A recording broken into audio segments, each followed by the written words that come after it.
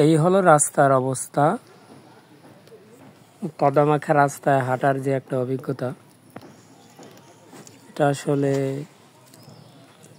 বলে বোঝানো যাবে না। আজকে একটু ভিডিও করলাম যে দেখি কাদা রাস্তায় হেঁটে যাইতে আসলে কেমন লাগে।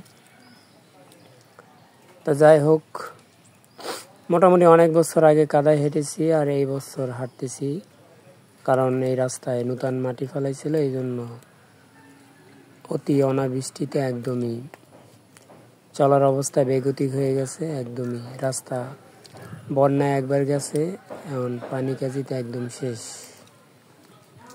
রাস্তা বিলীন হয়ে গেছে।